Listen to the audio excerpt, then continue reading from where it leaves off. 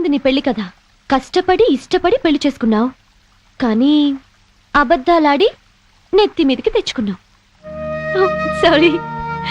ఇప్పుడే సహనంగా ఉండి తన మనసుకి తగినట్టుగా నడుచుకో. తన నీకోసం అమ్మా నాన్నలు కూడా వదిలేసి వచ్చింది. కోపంలో ఒకవేళ తనేమన్నా అన్నా నువ్వే సర్దుకుపో. నువ్వు మాత్రం సర్దుకుపోకు.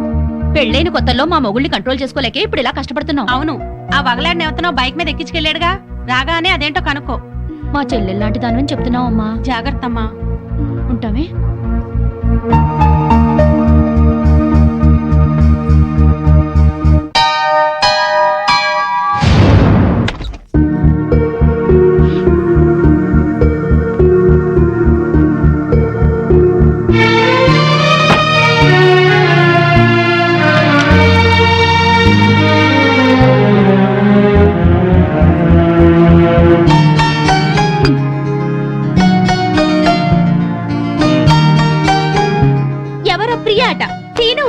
వచ్చింది. నువ్వేం చెప్పావు? లేరుగా, అదే చెప్పాను. కాఫీ అయినా ఇచ్చావా? ఇంట్లోకి పిలిచి కూర్చోబెట్టే మనిషిని అనిపించలేదు, అందుకే గుమ్మాలోంచి పంపించాను. నువ్వు మనిషిగా ఆలోచిస్తే ప్రియ మంచిదిగానే కనిపించేది. ఇంటికొచ్చిన అతిథిని అవమానించడం సంస్కారం కాదు. మీ సంస్కారం ఏంటో తెలిసాకే మీకోసం వచ్చిన వాళ్ళందరినీ అనుమానించాల్సి వస్తుంది. అవును, దాన్ని మీరు బైక్ మీద ఎక్కించుకుని తీసుకెళ్లారంటగా, ఎవత్తది? దానికి మీకు ఏంటి సంబంధం? స్నేహం. ఆ అమ్మాయి నా చిన్ననాటి స్నేహితురాలు. నేను నమ్మను. మీరెన్ని రకాలుగా అయిన అబద్ధాలు ఆడతారు. మీరు చేసిన అప్పులకి, ఆడిన అబద్ధాలకి ఇరుగు పొరుగు దగ్గర తలెత్తుకోలేక చూస్తున్నారు. పొగుడు అప్పుల మనిషి అయినా పర్వాలేదు, తప్పుడు మనిషి అయితే ఏ పెళ్ళం తట్టుకోలేదు. ఇంకెప్పుడు దాంతో తిరగండి. నీకేమన్నా పిచ్చా? అర్థం లేని అనుమానాలతో బ్యాడ్ గా ఊహించేసుకుని మాట్లాడుతున్నావు. నేను చెప్పేది నిజం. ఏంటండి నిజం? అది రోడ్డు మీద కనిపిస్తే బైక్ మీద ఎక్కించుకుని ఎక్కడికో తీసుకెళ్ళడం దేనికి? ఇంటికే తీసుకురావచ్చుగా. అసలు ఈ అప్పులన్నీ చేసింది ఇంటి కోసమా, దానికోసమా? నోర్మోయ్. నన్ను నోర్మేయమంట కాదు. ఆ సేటు మళ్ళీ ఫోన్ చేసి నానా మాటలు మాట్లాడుతున్నాడు. ముందు వాడి నోరు మూయించండి.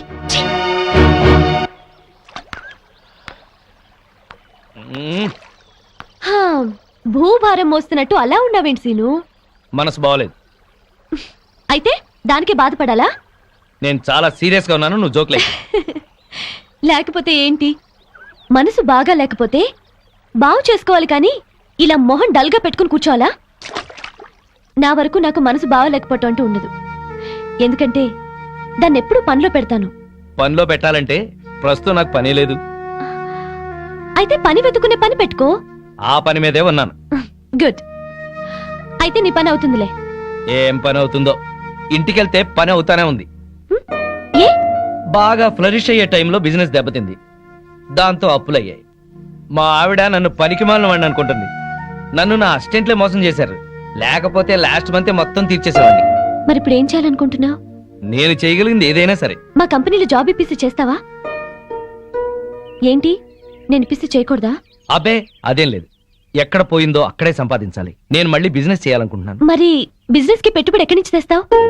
చూడు, ప్రస్తుతం నువ్వున్న పరిస్థితుల్లో ఒక 2 ఏళ్ళు జాబ్ చేయి, ఆ తర్వాత నీ ఇష్టం. ఓకే సరే, నేను మా బాస్తో మాట్లాడి నిన్ను ఆయన దగ్గరికి తీసుకెళ్తాను. సరే. Okay. Good morning sir. Good morning. నా ఫ్రెండ్ శ్రీనివాస్, MBA. మీకు చెప్పాను కదా, ఇతని. నమస్కారం అండి. ఓ కూర్చో. థ్యాంక్స్. నిన్నెక్కడో చూసినట్టుందే. నువ్వు సాయిరామ్ చిట్ ఫండ్ యానివర్సరీలో రూపాయి మీద ప్రోగ్రామ్ చేశావు కదా? అవును సార్. ఆ రోజు నువ్వు అదరగొట్టేశావయ్యా. నీలాంటి వాడు ఒక్కడు నా టీంలో ఉంటే బాగుంటుందని అప్పుడే అనుకున్నాను. Thank you sir. అక్కడిచ్చే దానికన్నా ఎక్కువ ఆఫర్ ఇచ్చి నిన్ను పిలవాలనుకున్నాను.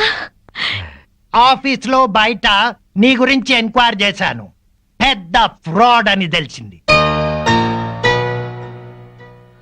సార్, మీకెవరు చెప్పారు? కానీ అది అబద్ధం. ఎవరో చెప్తే నేను నమ్మను. తన బాసే చెప్పాడు. అతని పార్ట్నర్ అని చెప్పుకొని అప్పులు చేశాడంట. చివరికి అమ్మా నాన్న చచ్చిపోయారని పెళ్లి చేసుకున్నాడంట. ఇవన్నీ అబద్ధాలా? నాకు చెప్పిన పని చేసి జీతం తీసుకునేవాడు కావాలి, నవ్విస్తూ నాకే ఎసరు పెట్టేవాడు కాదు. సార్, ఇతనికి మీరు జాబ్ ఇస్తే ఇవ్వండి, లేకపోతే లేదు. But don't insult him. చూడు ప్రియా, ఇన్నాళ్ళు నువ్వు చాలా తెలివిగలదాని అనుకున్నాను. ఇలాంటి వాడిని ఫ్రెండ్ అని తీసుకొచ్చి ఇతనికి జాబ్ ఇవ్వమంటున్నావంటే నిన్ను కూడా సస్పెక్ట్ చేయాల్సి వస్తుంది. సార్, మీ దగ్గర పనిచేస్తున్నానని ఇష్టం వచ్చినట్టు మాట్లాడకండి సార్. అసలు మాట్లాడవలసిన అవసరమే నాకు లేదు. చూడు, తాకిపట్టికి ఎదురు దేకడము, ఇతనికి జాబ్ ఇవ్వడము నేను చేయలేను. సార్, మీరెంతో సంస్కారవంతులు అనుకున్నాను, కానీ పక్క బిజినెస్ మ్యాన్ అని అర్థమైంది. ఎస్, నాకంతా వ్యాపారమే. నా నవ్వు మంచిదనం, పలకరింపు పొగడతా అన్ని వ్యాపారంలో భాగమే. చాలా సంతోషం సార్. మీలాంటి వాళ్ళ దగ్గర పనిచేయడం కంటే పస్తులుండి చావడం నయం. నాకు రావాల్సిన జీతం మీ పెట్టుబడిలో జమ చేసుకోండి. పద. సారీ సీను, మా బాస్ ఎవడో చెప్పిన మాటలు విని నిన్ను మిస్అండర్స్టాండ్ చేసుకున్నాడు. దానికి నువ్వెందుకు సారీ చెప్పడం, హర్ట్ అవ్వడం, జాబ్ వదులుకోవడం? నిన్నంటే నాకు బాధగా ఉండదా? నీకెందుకు బాధ? నేనున్న పరిస్థితుల్లో అందరూ మీ బాస్ లాగానే అనుకుంటున్నారు. నీ గురించి వాళ్ళకి తెలియక వాగుతున్నారు. నా మంచితనం గురించి నీకు తెలుసా? తెలుసు. ఎలా తెలుసు? అదంతే, నాకు తెలుసు. నేను ఫీల్ అవుతాను నువ్వు అలా అంటున్నావు. లేదు సీను, నిజంగా. Thank you. కానీ నీకు ఉద్యోగం లేదు, నాకు ఉద్యోగం లేదు. ఎలా? సిన్సియర్ గా కష్టపడే వాళ్ళని అదృష్టం ఇన్వైట్ చేస్తుంది. అదృష్టం ఇన్వైట్ చేస్తుంది కదా అని అప్పులాడు మన కోసం ఆగడు కదా. డోంట్ వరీ, అన్నీ సెటిల్ అవుతాయి. మళ్ళీ రేపు కలుద్దాం. Okay, bye. Okay, bye.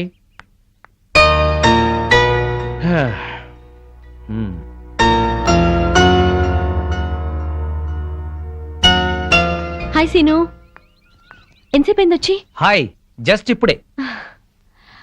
ఆహా, భలేగా ఉంది కదూ. ఏంటది? ఆ తెల్ల మేఘం అప్పుల భారం వదిలించుకొని తేలిపోతున్నట్టు ఉంది కదూ. నా అప్పుల గురించి నీకు నవ్వులాటగా ఉందా? ఏయ్, నీకు పెద్ద అప్పే ఉంది. కళ్ళు మూసుకొని చిటికేస్తే తీరిపోతుంది. కథలు చెప్పకు. కథలు కాదు, నిజం. సరే అయితే నేను కళ్ళు మూసుకుని చిటికేస్తాను. నా అప్పులు ఎలా తీరిపోతాయో నేను చూస్తాను.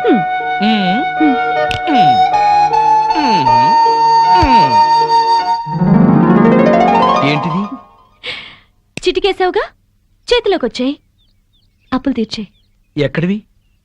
నా పెళ్లికని దాచినవి. ఎంత? 4 లక్షలు. నీకేమన్నా పిచ్చా?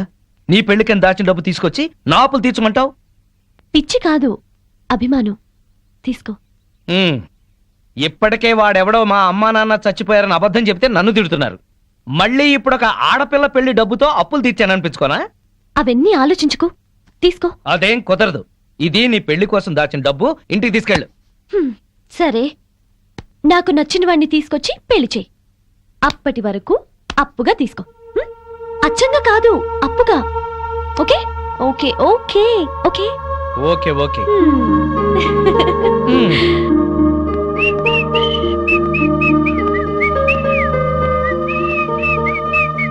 ఏంటి హుషారు, ముఖం వెలిగిపోతోంది?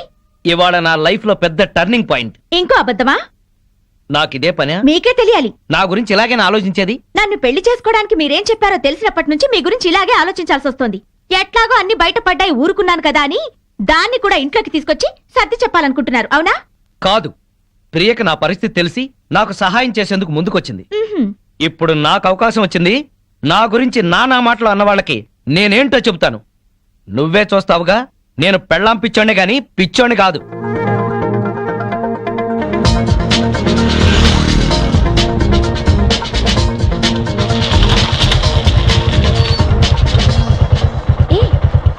ఏంటి ఇక్కడికి తీసుకొచ్చావు?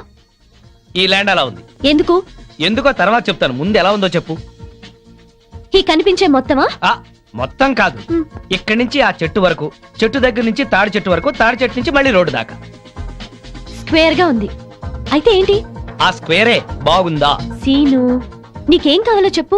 వేణు, ఈ ల్యాండ్ కి ఈస్ట్ సైడ్ న సినిమా థియేటర్ల కాంప్లెక్స్ వస్తుంది. దీనికి వెస్ట్ సైడ్ న అదిగో చూడు ఇంజనీరింగ్ కాలేజ్ ఆల్రెడీ కట్టేసింది, త్వరలోనే ఓపెనింగ్.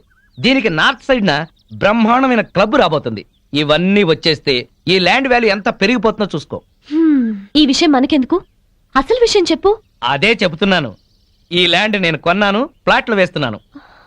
బోని నువ్వే చేయాలి, నీది గోల్డెన్ హ్యాండ్. ఎట్లా కొన్నావు? డబ్బెక్కడిది? నువ్విచ్చావుగా. 4 లక్షలేనా ఈ ల్యాండ్ అంతా? మొత్తం 45 లక్షలు. నువ్విచ్చిన 4 లక్షలు అడ్వాన్స్ ఇచ్చా. బ్యాలెన్స్ 41 lakhs ఎలా కడతావు? అందుకే నిన్ను బోని చేయమంది. నీలాగా 10 మంది కొంటే ఆ డబ్బు తీసుకెళ్లి 2వ ఇన్స్టాల్మెంట్ కడతాను. అలా రొటేషన్ చేయడమే రియల్ ఎస్టేట్ వ్యాపారం. అప్పులు తీర్చకుండా మళ్ళీ ఈ రిస్క్ ఎందుకు చేశావు? ఇప్పుడున్న రిస్క్ లోంచి బయటపడ్డానికి. వాట్ సీను, నిన్నేమనాలో నాకు తెలియటం లేదు. ప్రియా, నీ పెళ్లి డబ్బుతో నా అప్పు తీర్చకుండా ఇది కొన్నానని బాధపడుతున్నావా? నువ్విచ్చిన డబ్బుతో ఆ సేటు అప్పు తీర్చినా మళ్ళీ నీ దగ్గర అప్పు ఉన్నట్టే కదా. అందుకే ఆ డబ్బు ఈ ల్యాండ్ మీద పెట్టా. నా అంచనా ప్రకారం 2 నెలల్లోనే నేను సక్సెస్ అవుతాను.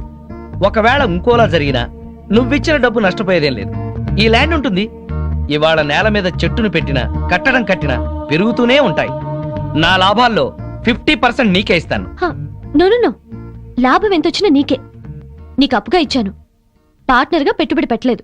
సరేలే, ఇప్పుడు చెప్పు ఈ ల్యాండ్ ఎలా ఉందో. గోల్డ్ బిస్కెట్లా ఉంది.